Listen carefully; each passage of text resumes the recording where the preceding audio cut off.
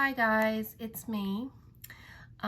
It's really late, but I am adamant about getting this video from today up, now that it's tomorrow. But Hannah is actually videoing it on the on my computer where I have the smart software, so I can write all over it, because it's the best thing to use, I think, for this kind of thing.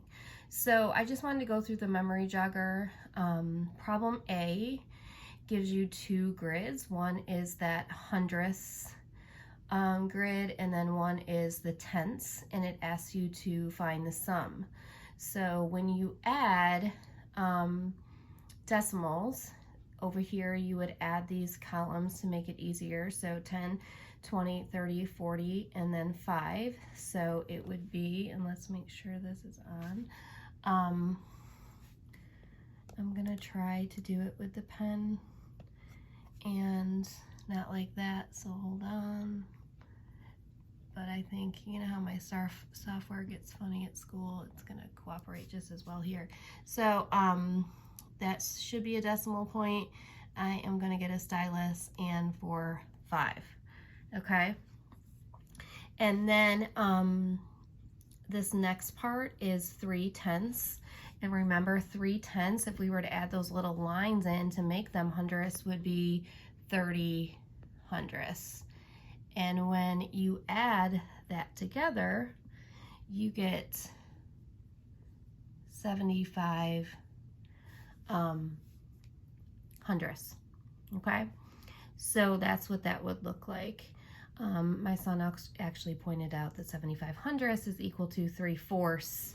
And remember, fractions and decimals are both parts of a whole, so that is true as well. If we look at problem B, this goes back to the categorical data and the numerical data that we talked about. So the survey question, the first one says, how many people are in your family?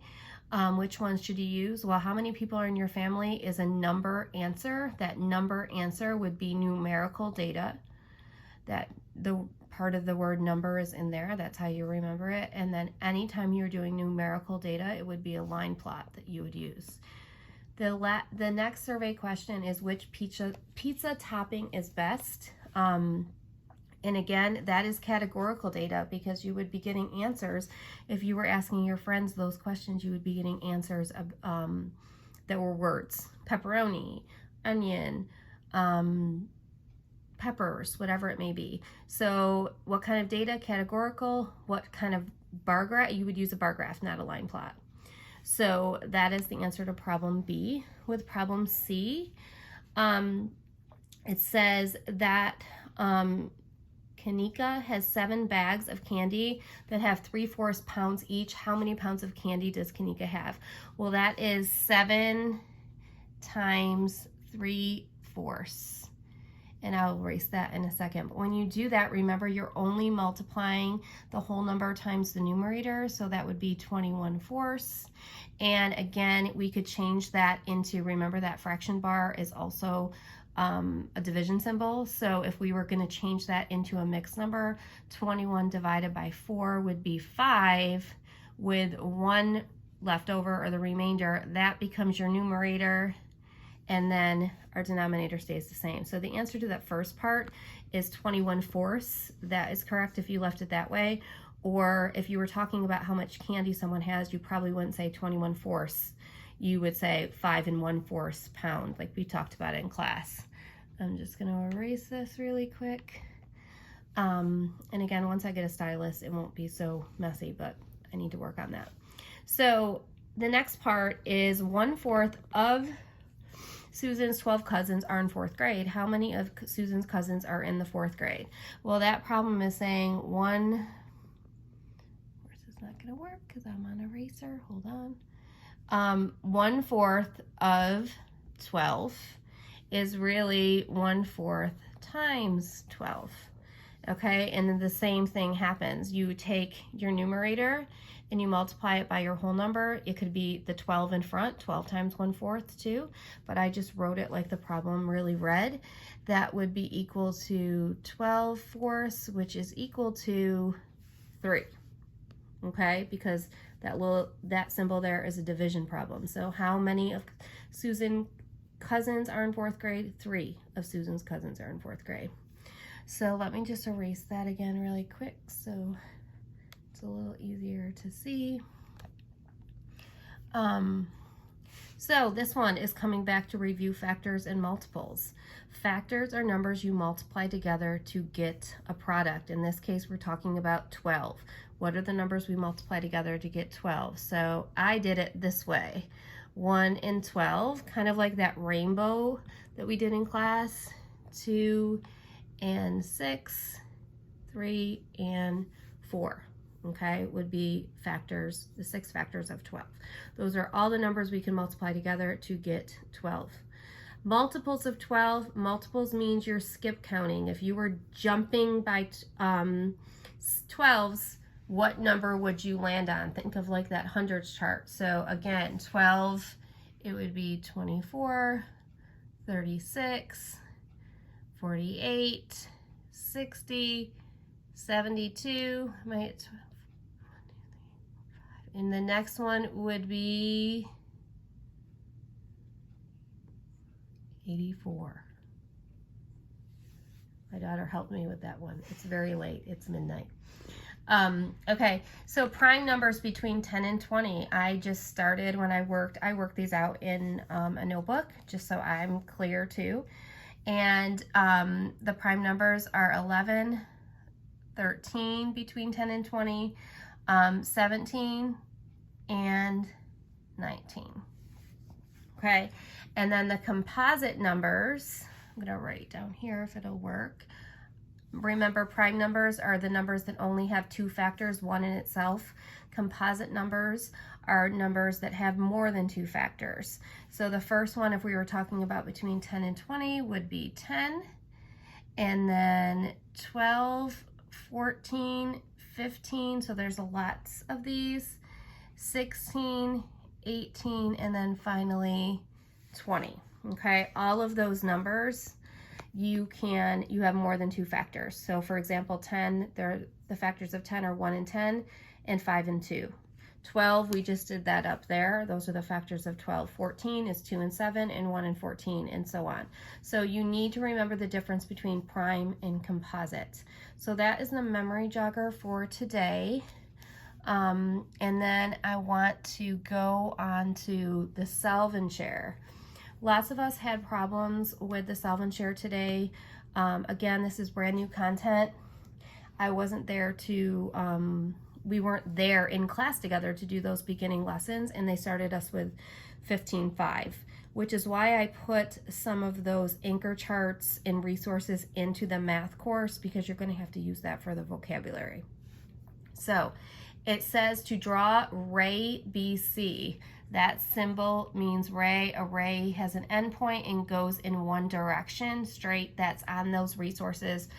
So that is a ray, and how you would label that is with that little arrow. So that means ray BC, and you would simply draw that in because it's asking you to divide the big angle ABD. Okay, B is the vertex, so B is always going to be, well, the vertex is always going to be the letter where they connect, and that vertex will always go in the middle when you are labeling or saying an angle. Okay, so you would use 3 points to name an angle, and this angle is ABD because B is where ray BA and ray BD intersect and meet. So in order to do that, you would put that point C on it because it asks us to draw ray BC.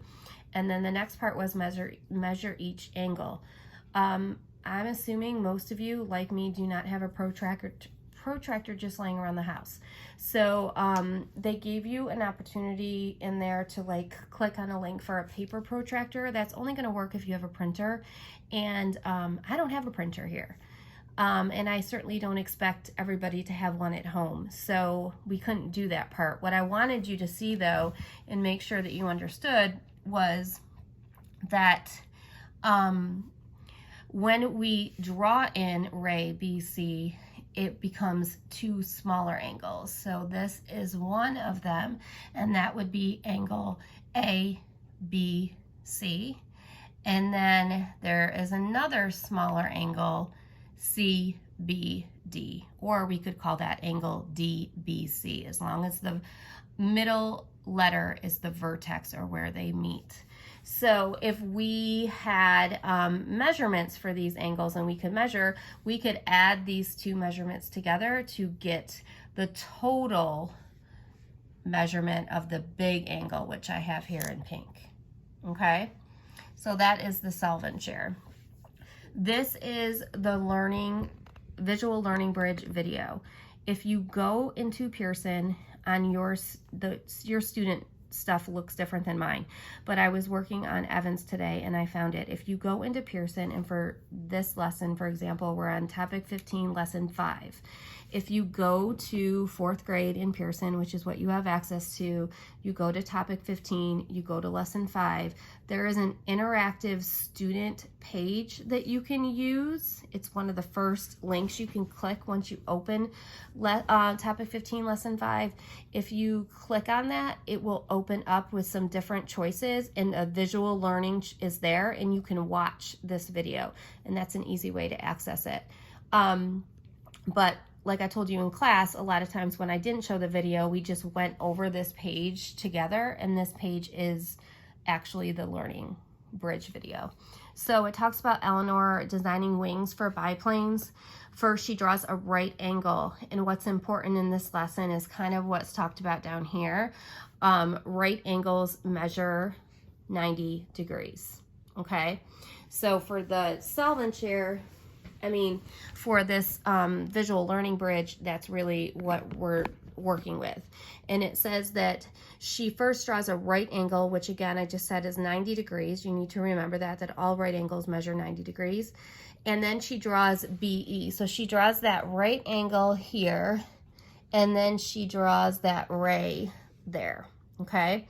And then she finds that she measures it. She has a protractor, and she finds that angle EBC, this part here, measures 30 degrees, okay? So in order to find what ABE measures, this little part here, we have to remember that the right angle equals 90 degrees. So ABC is 90 degrees. If we know that part of it is 30 degrees, then it would look like it looks down here. That N plus 30 equals 90. Okay, and a lot of you could use the mental math, and you could figure out in your head that 60 plus 30 equals 90, or 6 plus 3 equals 9, and then we would attach that 0. But you can do it by subtraction. Inverse operations is going to give me that answer mathematically, and I can prove that to you mathematically that it's 60. Again, you have to keep in mind and always remember, if it says a right angle, that is equal to 90 degrees. So that is really what the visual learning video that the instructional plan talks about is, okay? But again, you can access it through Pearson as well.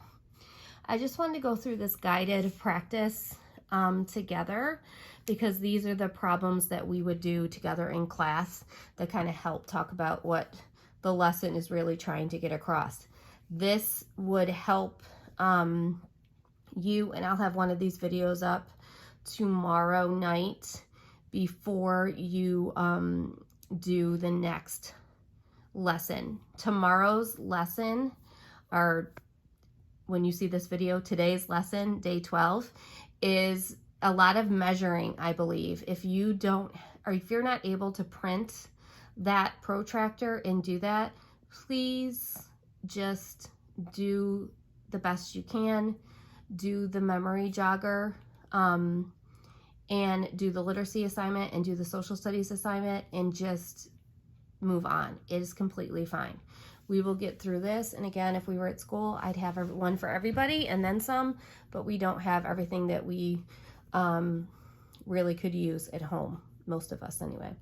So it's number 1 talks about using the information below to draw and label a diagram. So again, my diagram is going to be less than perfect, but I did this in my notebook because I was looking at this as well.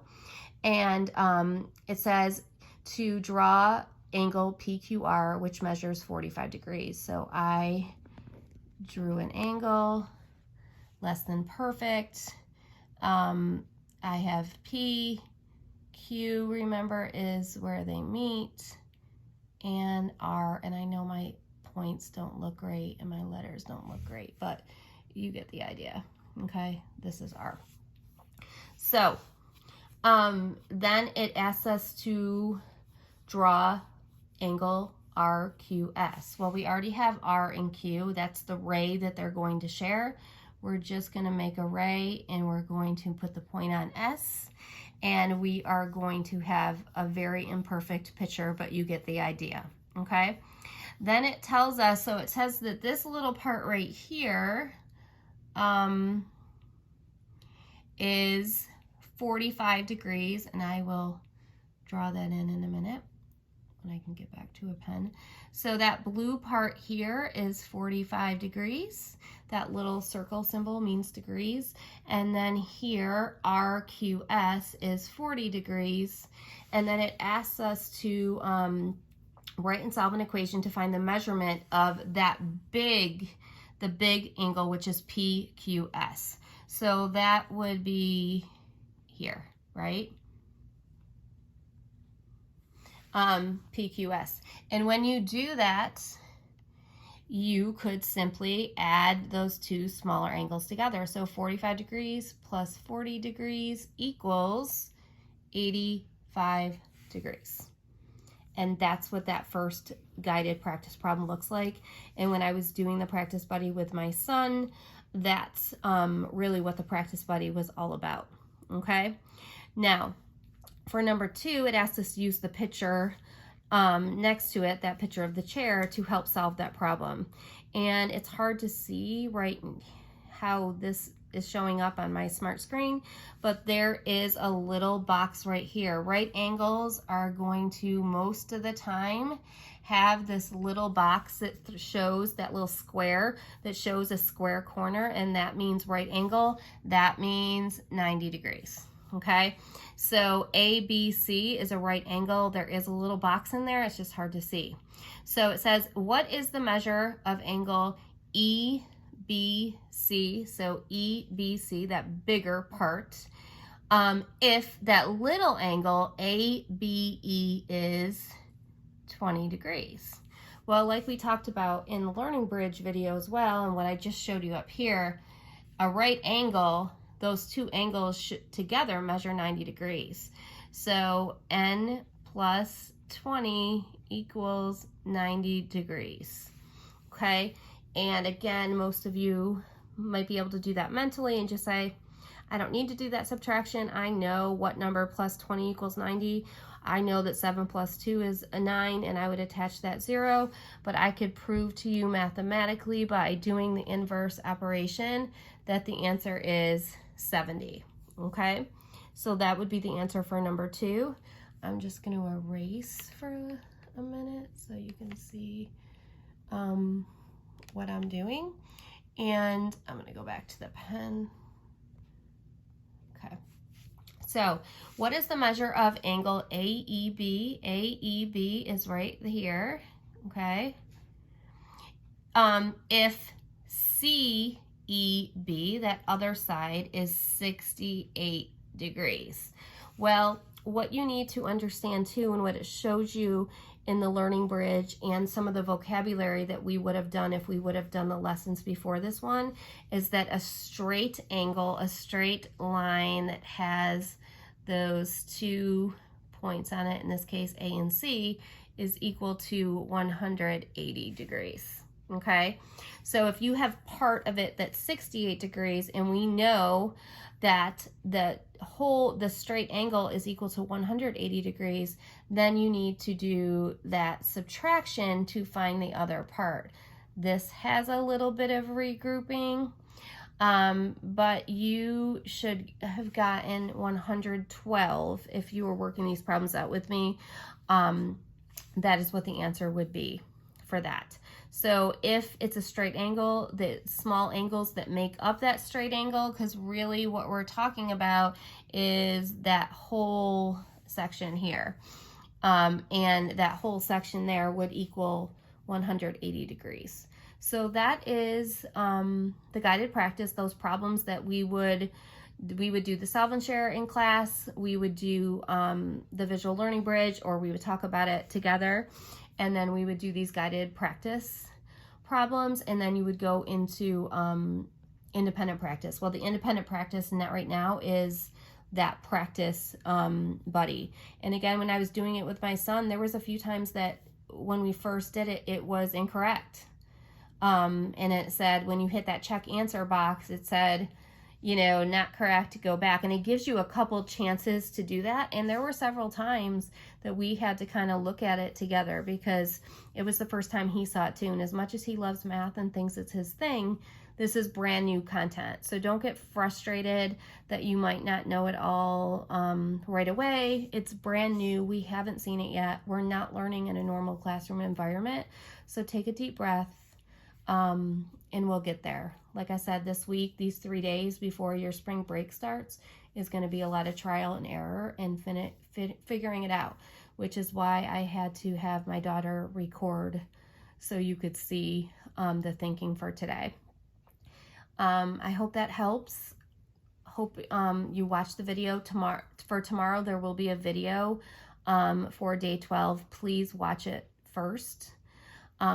That should be the first thing that you do, and I'll send an email to parents reminding them to do that first. I have Zoom meetings with certain kids tomorrow. If you need me, let me know, and I'll talk to you soon. Bye.